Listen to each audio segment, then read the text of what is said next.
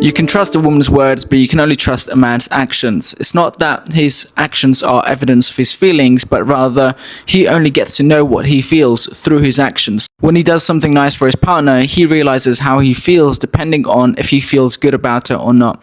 A man pays for dinner and then only after realizes, do I like that I paid or do I not like that I paid? It's quite confusing for a woman because he'll do a lot of nice things and she thinks this is evidence of his feelings, but really he's testing himself to see how he feels when he does these things. He can book her a holiday and she thinks, wow, he must really like me, only to come back from the holiday and he wants to break up with her. When you ask him how he feels before he's kind of done anything big for you, he can only really tell you a lie because he doesn't know yet. The same way that if you ask a man, hey, can you lift this weight? He goes, well, I don't know, I have to lift it first. It's quite useless to ask a man if he likes you when he's drunk, but ask him after he's driven across the country to see you or stayed up all night to talk to you because he felt bad about something, and then he might know. Just like a little boy, he only learns about something by playing with it, by throwing it, by picking it up, by feeling the resistance of it, by feeling the weight of it. Only then does he know he likes it, but if he picks it up and it's too heavy, if it's too complicated for him, he puts it back down. Playing it slow or playing hard to get is effective and it's a good thing. It actually helps a man to realize his feelings by him putting in the effort.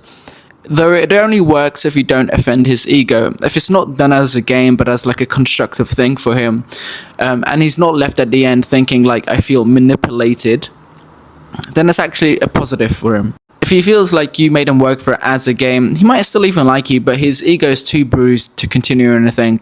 Women get annoyed when men only seem to realize how much he liked her after she breaks up with him. Because for the whole time he was taking her for granted and not putting in the effort, and because he wasn't putting the effort, he wasn't coming aware to his feelings.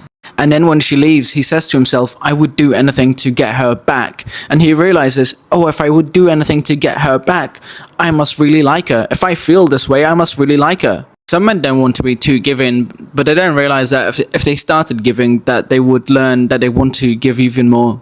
Love and action for men can reinforce one another, where each becomes the evidence of the other. This gets into respect actually, where there's an example that I give that if you challenge a man to burn a £20 note as a dare, and then he does it, he'll find himself that week wasting money more often in different scenarios because he thinks, well, I've already burnt a £20 note, then I don't respect money, so why would I respect it here?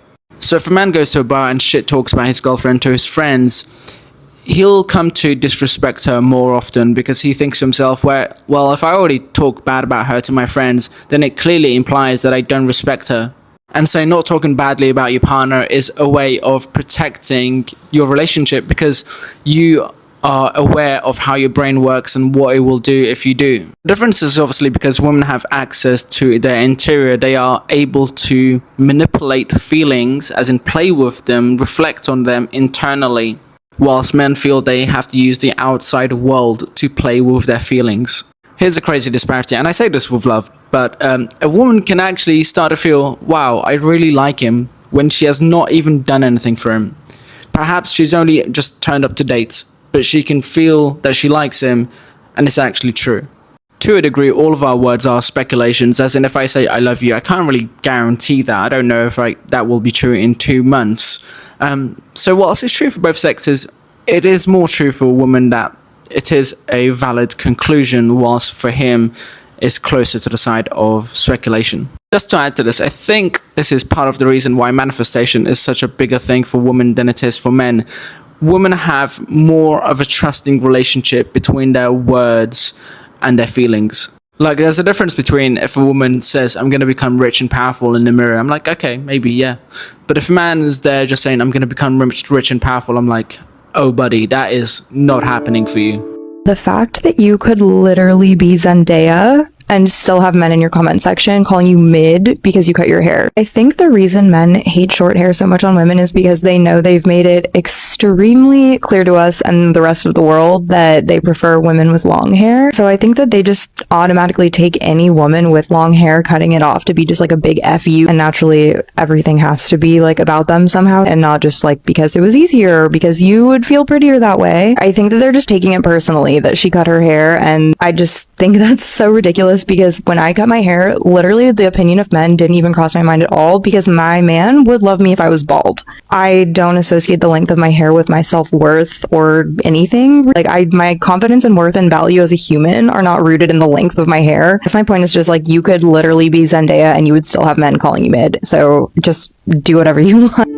I say this with all the love in the world, but it is so funny to me when a man like will try and impress you at the gym, because the male and the female gaze are just so incredibly different. And I feel like this is a perfect definition of it, because they'll like add, like they'll be like doing a squat and they'll like add a jump to it, or they'll like start shadow boxing. And I know in their head they're like, this is so sick, like this is so sick, like I'm so sexy, I'm so cool, this is so awesome. And from the female's perspective, you're like, LOL, like that's cute. Like it's like, okay, yeah, like it's technically probably impressive, but I don't know why. I just like, since you know what they're doing, it's like reminds me of how when they were like a little boy, they would go up to their mom and be like, oh my God, like watch me do this jump.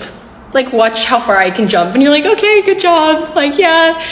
Cause yeah, like it is impressive that you can do it, but it's just a totally different like mindset and brain where you're not like, oh, whoa, that was sick, bro. Now I want to fuck you. Like, it's not how that happens. So it just makes me laugh. And I don't know if anyone else experiences that. The female gaze compared to the male gaze, I think I was just like hit in the face with it this week, because on BFFs, I think this girl is the most stunning thing I've ever seen. And Dave was just like absolutely shocked, like couldn't believe that I thought she was so stunning. And I'm like, what? Like I thought objectively everyone would look at that person and be like, she is the most gorgeous thing I've ever seen. And then Gracie Abrams, I think Gracie Abrams is just like, I look at her, I'm like, everything about her is perfect. But then my guy friends are like, yeah, she's like, all right. But then they think like the Insta baddies are the hottest things in the world, which is fine, they're hot, but like, fuck. The female gaze is so different. Sexy for the female gaze versus the male gaze. What are some things that we do that are sexy for the female gaze? And Farah Hamidi on the last episode of the podcast, new episode coming out tomorrow, but Farah was saying her approach to beauty, to makeup artistry, is about sexy, but for the female gaze. So, for example, her eyeshadows, she's developed these, like, it's a cream eyeshadow, and she was saying, I know this sounds insane, but